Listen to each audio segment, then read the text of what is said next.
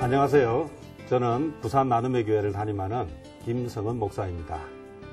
생명의 말씀 오병이어 프로그램 오늘부터 4주 동안 다음 세대의 세우기에 관해서 여러분과 함께 또 얘기하고자 합니다. 오늘 첫 번째 시간으로 청소년들 스스로 꿈꾸게 하라 라는 제목으로 함께 또 좋은 시간 가졌으면 좋겠습니다.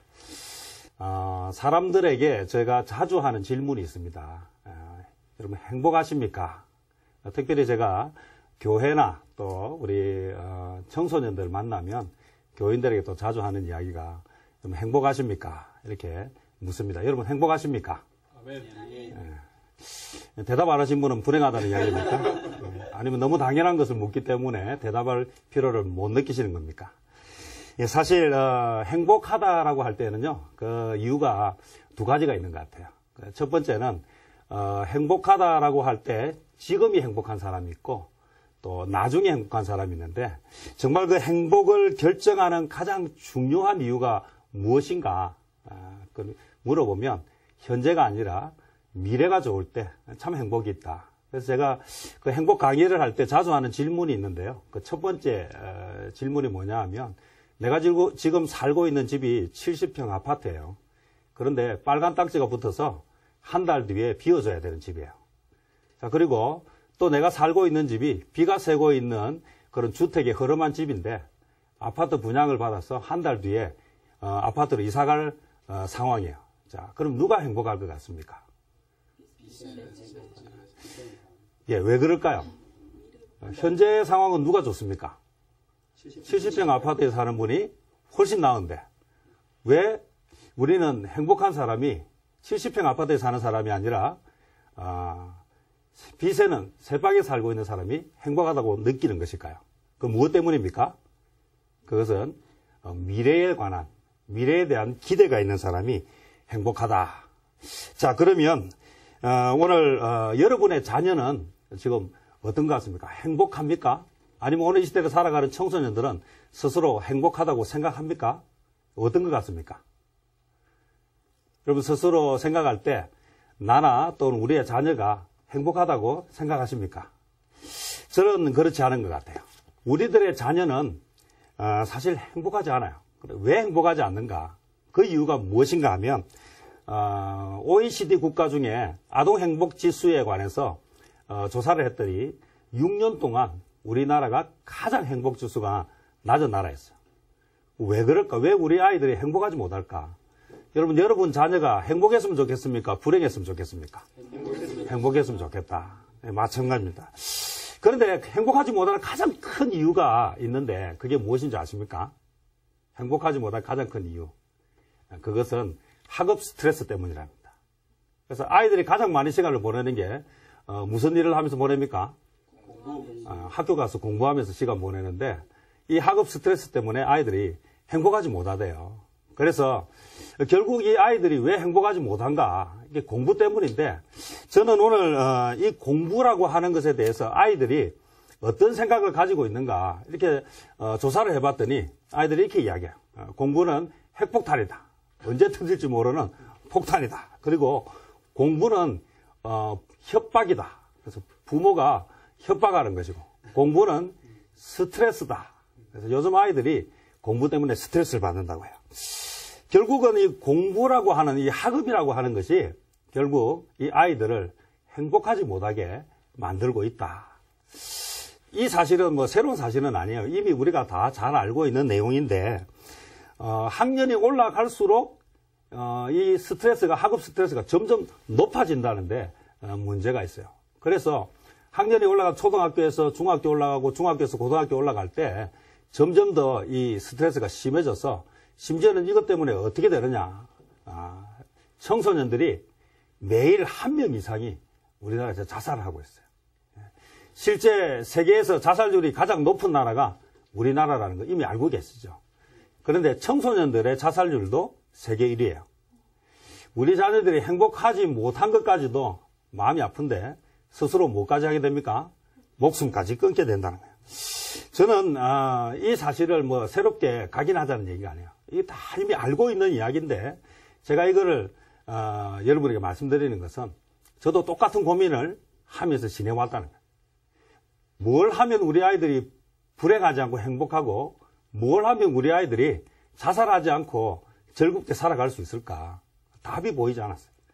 제가 뭐 모태신앙부터 교회를 다니고 또 지금까지 교회를 다니고 있는데 또 청소년 사역하고 지금까지 또 목회를 한 지도 벌써 이제 17년째 접어들었어요. 제가 담임 목회를 한 지가 이제 11년째 되는데 사실 저에게 가장 큰 고민은 아이들이 행복했으면 좋겠는데 어떻게 하면 이 아이들을 행복하게 만들 수 있을지를 잘 모르겠다. 그러던 중에 한 3년 전이었네요. 제가 한 중학교에 갔는데요. 거기서 아이들 뭐 꿈찾기를 하더라고요. 그래서 저는 사실 목회를 하지만 중학생들 앞에 앉혀놓고 7시간씩 뭐 강의를 해서 이 아이들을 집중시키라고 하면 차라리 밖에 나가서 노가다를 하는 게 낫지. 그 아이들 7시간 데리고 놀 자신이 없는데 거의 놀라운 거는 그 7시간 동안에 그 아이들을 데리고 뭔가를 했는데 반응이 아이들이 재밌어요. 다음에 기회가 되면 또 했으면 좋겠어요. 이런 반응을 보이더라는 거예요. 이야, 이것이 어쩌면 오늘 우리 아이들의 그 불행을 종식시킬 수 있는 좋은 안이 되겠다라는 생각을 하고 이것 때문에 이제 실제 이제 꿈찾기를 하는 법인을 만들게 되었고 그래서 사단법인 비전리더를 만들고 이제 꿈찾는 이 일을 실제 하게 됐어요. 얼마 전에 사상구청에서 이제 꿈찾기 우리 비전리더에서 했던 내용이 있는데 마침 우리 CTS에서 와서 또 녹화를 하고 광고해 준 것이 있는데 우리 잠깐 한번 보도록 하겠습니다. 사단법인 비전위드와 사상구청이 청소년 꿈찾기 프로젝트인 헬로 마이 드림 청소년 비전 워크숍을 부산 사상구청에서 가졌습니다. 사상구청 관내 중학생들을 대상으로 열린 이번 비전 워크숍은 청소년들에게 스스로의 가치를 발견하고 진로를 설정하며 나아가 그 꿈을 이뤄갈 수 있도록 돕고자 진행됐습니다.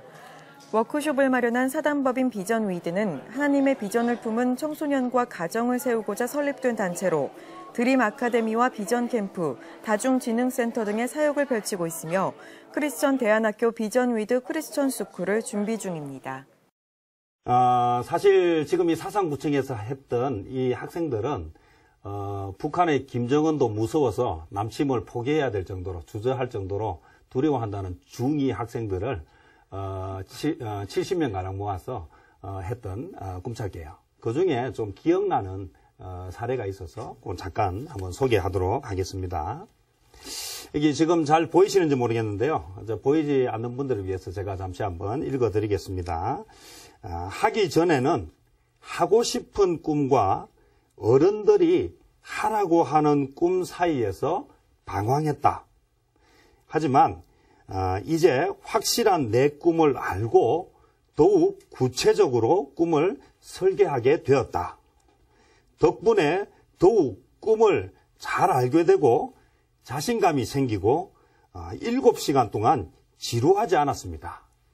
구체적으로 꿈을 적어보면서 꿈과 더 가까워진 것 같고 더 구체적이고 확고한 꿈을 갖고 싶다는 생각이 들었다. 열정적이신 선생님 감사합니다. 꿈을 꼭 이루겠습니다.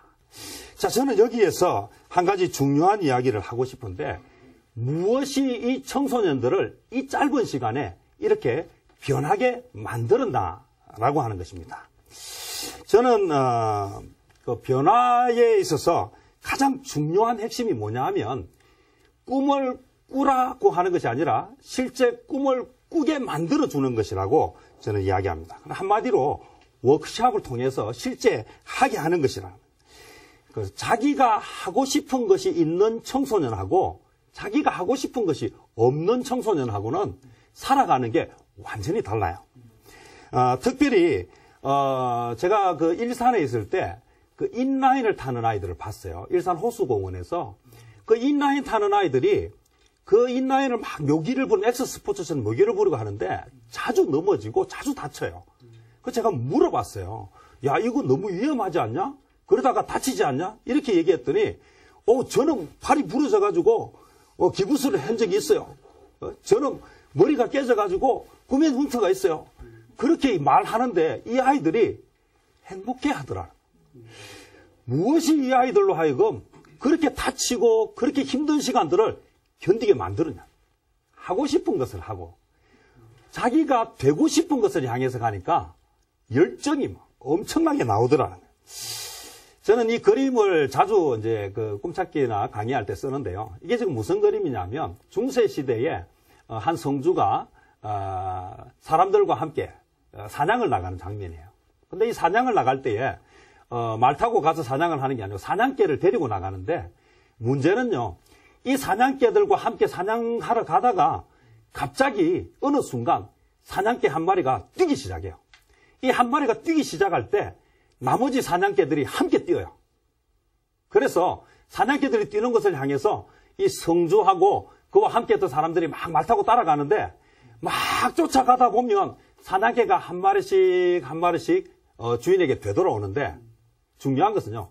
끝까지 돌아오지 않는 사냥개가 한 마리 있다는 거예요.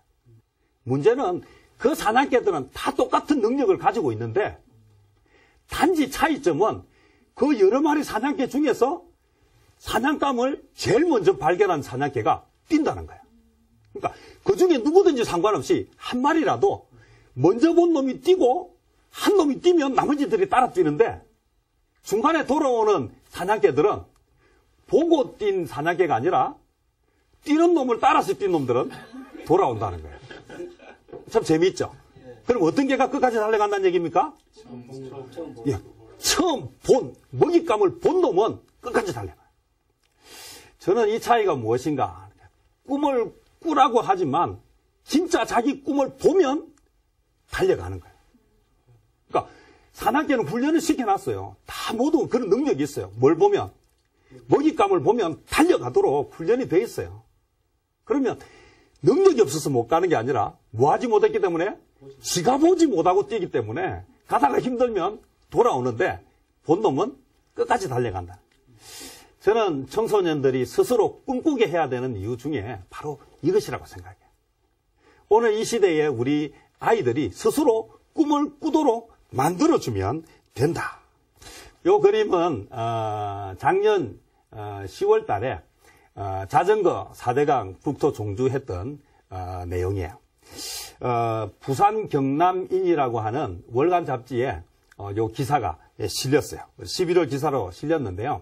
10월 초에 제3차 자전거 북토 종주 6명의 초중고 학생들과 인천에서 부산까지 함께한 그런 기사가 나왔습니다. 이거 확인하실 수 있어요. 여기에 6명의 부산 아이들이 참가했는데 여기에는 초등학교 아이가 2명 있어요. 중요한 것은요.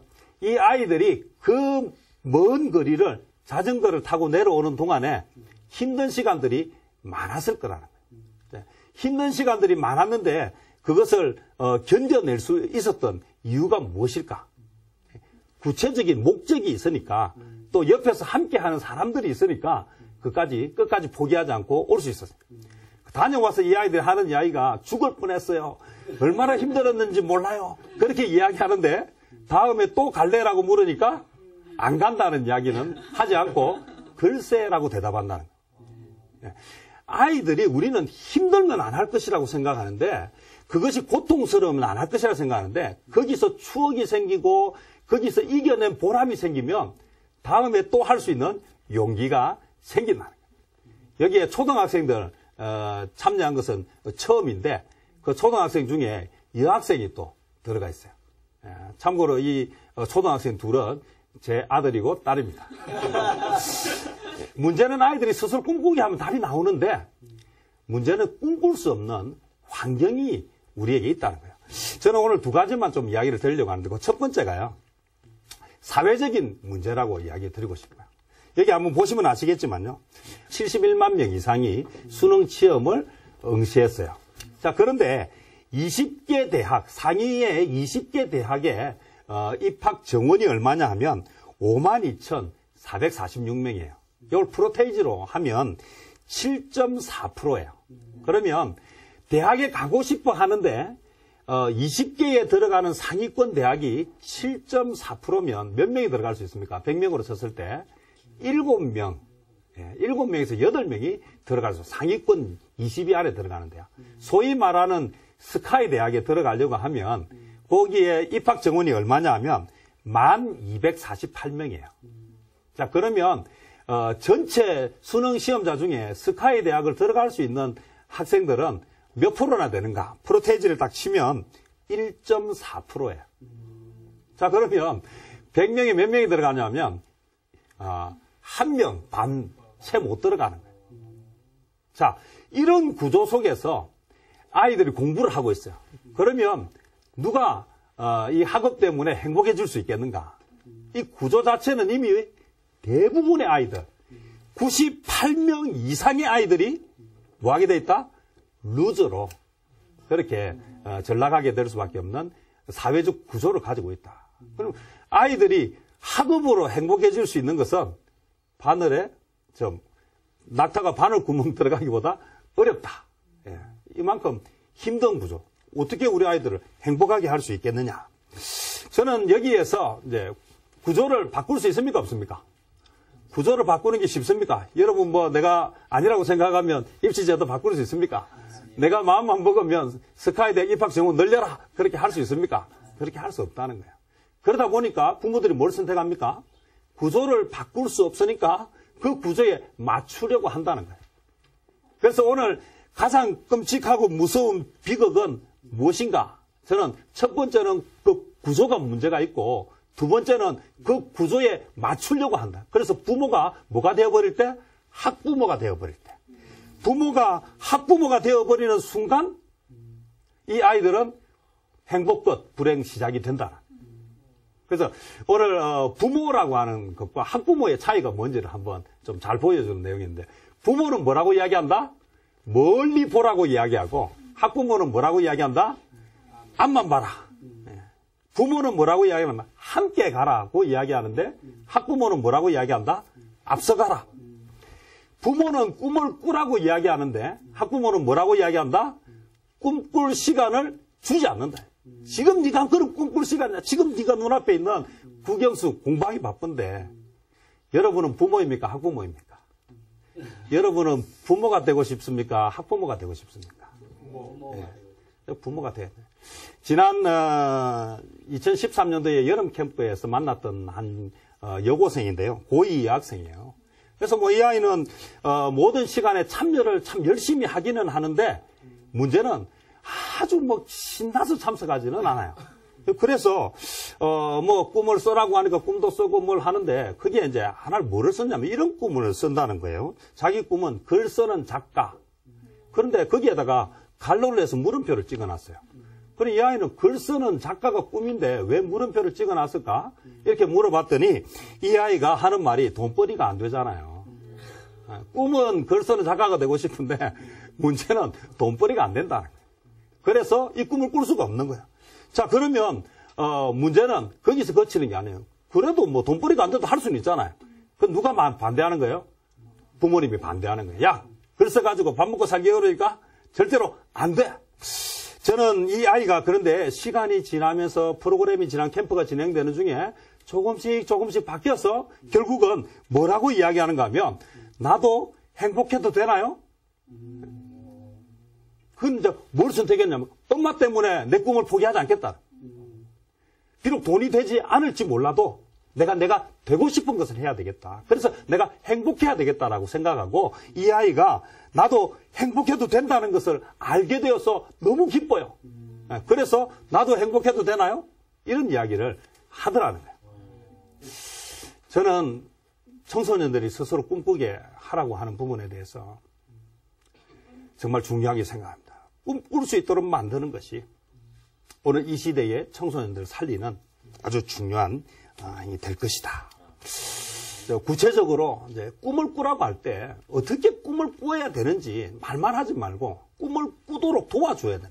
그래서 실제 제가 하는 사역 중에서 가장 중요한 사역은 아이들이 실제 이제 와서 꿈을 꿀 수 있도록 그래서 한 7시간, 심지어는 우리 2박 3일 비전 캠프를 통해 가지고 그 시간, 왜 꿈을 가져야 돼? 넌 꿈을 가질 수 있다는 것을 가르쳐 주는 일들을 하는데요.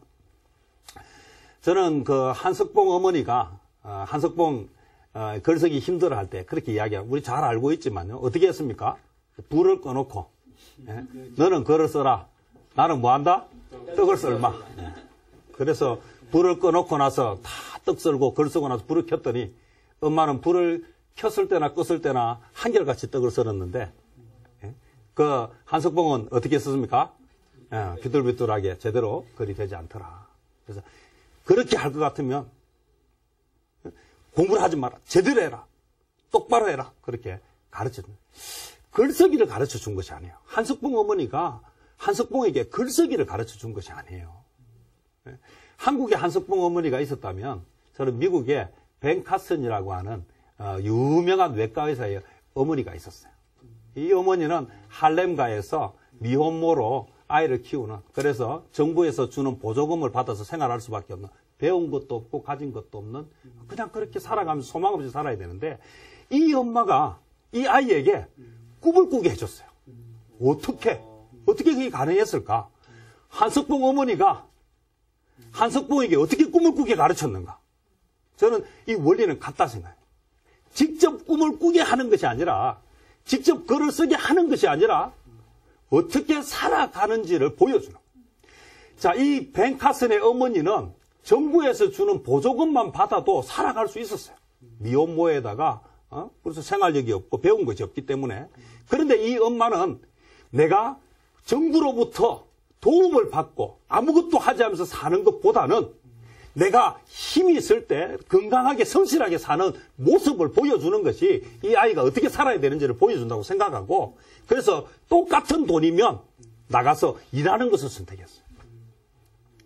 오늘 이 어머니가 삶으로 보여줬어요. 무엇을요? 꿈꾸게. 어떻게 살아야 되는지. 사람은 일하면서 살아야 되고, 사람은 근면하게 살아야 되고, 성실하게 살아야 되고, 정직하게 살아야 된다는 것을 보여주었다. 이 엄마가 교회를 다니면서 기도하는 중에 늘 하나님 앞에 기도했어요. 하나님, 저는 가진 것도 없고 아는 것도 없고 내 자녀를 키울 재주가 없습니다. 하나님, 나에게 지혜를 주십시오. 어떻게 하면 우리 아이를 잘 키울 수 있겠습니까? 그렇게 지혜를 달라고 기도했더니 하나님이 그 엄마에게 지혜를 주셨어요. 그래서 자기가 일하러 간 집에, 그 부잣집에 가서 일하는데, 이 사람들은 도대체 왜 이렇게 부자로 사는 것일까? 어떻게 하면 우리 아이가 부자로 살아갈 수 있을까? 적어도 사회에서 필요한 사람이 될까라고 생각하고 그렇게 기도 보니까 보이더라. 그래서 하루는 그 주인에게 물어봤어요. 뭐라고 물어봤는데, 아니, 당신은 도대체 어떻게 시간을 보내느냐? 그 주인이 이렇게 이야기하다. 나는 책을 보면서 시간을 보낸다. 자, 그런데 이 엄마가 알았어요. 책을 읽는구나. 그럼 우리 아이에게 책을 읽게 해줘야 되겠구나. 근데 그 부잣집에는 서재도 있고 책도 많은데 나는 책도 없고 책 사줄 돈도 없는데 그럼 어떻게 해야 되는가? 각 나라마다 뭐가 있습니까? 도서관이 있다. 그래서 이 엄마가 이 아이에게, 엄마가 가서 일하고 늦게 돌아오는 동안에 뭐하라? 집에서 놀지 말고 학교 마치면 도서관에 가서 매일 책 2권 이상 봐라. 그래, 가서 책을 읽어오게 하고 네가 읽은 책이 뭔지 엄마한테 얘기를 해달라. 그러니 이 아이는 읽은 것을 정리해서 요약해서 말해주기 시작했고, 그러한 것이 결국 이 아이로 하여금 뭐하게 만들었다? 꿈꾸게 만들었어요. 저는 오늘 우리가 뭔가 많은 것이 있고 내가 가진 것이 있어야 꿈을 꾸게 할 수 있다라고 생각하는 이런 고정관념에서 좀 벗어났으면 좋겠어요. 그래서 하나님은 우리가 절대로 어리석게 살기를 원치 않아요. 지혜를 구하면 하나님께서 그 지혜를 주시고 그 지혜는 우리의 아이들을 꿈꾸게 만들 것입니다. 예, 오늘 강의를 좀 정리하려고 합니다. 다음 세대, 우리 자녀들 행복했으면 좋겠죠. 자녀가 행복하면 부모가 행복합니다. 문제는 부모가 자녀를 행복하게 도와주지 못하고 오히려 걸림돌이 되는 경우가 많구나. 부모가 학부모가 되는 그 순간, 오늘 우리에게 있어서 아이들이 꿈꿀 수 있도록 도와주는 일에 우리의 마음을 좀 더 집중하고, 그래서 좋은 부모, 그래서 학부모가 아니라 아이들을 꿈꾸게 도와주는 그런 부모가 되고, 다음 세대를 그렇게 섬길 수만 있다면, 구체적으로 꿈꾸기만 해준다면 이 우리의 청소년들, 우리의 다음 세대가 정말 행복해질 것입니다. 이상으로 오늘의 강의를 마치도록 하겠습니다. 한 주 동안 평안하시고 다음 주 이 시간에 다시 찾아뵙겠습니다. 감사합니다.